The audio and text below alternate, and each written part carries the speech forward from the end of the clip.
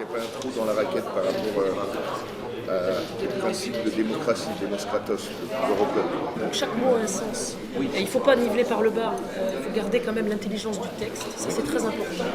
Dans les conditions de délai fixées au 3e alinéa de l'article 42 et voté par les deux assemblées. Le vote, il va être fait tel quel avec les mots qui sont faits par l'Assemblée qui refuse d'examiner ou pas. Il faut que Ça, c'est pas, pour moi, c'est pas clair. il faut que le texte soit au mot près le même pour les deux assemblées. Écouter, décider, sans corruption, sans tout ça, quoi. D'en écrire une nouvelle qui soit saine, quoi. Mais effectivement... C'est supposé. Oui, supposé.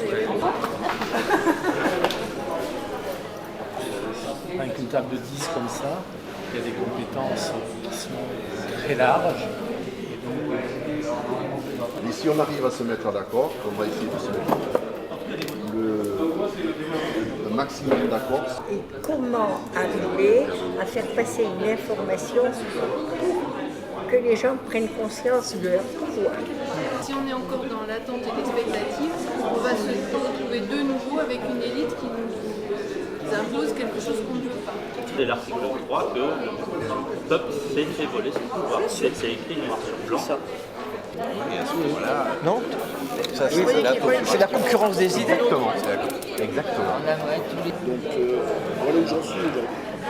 Voilà. L'idée, c'était quand même de dire toutes les idées sont bonnes à prendre. Comme c'est la loi, il faut qu'elle soit compréhensible de tous. L'initiative est uniquement présidentielle ou parlementaire. D'une manière générale, je trouve cet exercice passionnant. Et tous les groupes sont très riches. C'est de là que va naître la créativité. Je pense qu'il ne faut pas lâcher l'affaire et que le format est très bon. Et on s'imprègne aussi de ce qui sort des autres.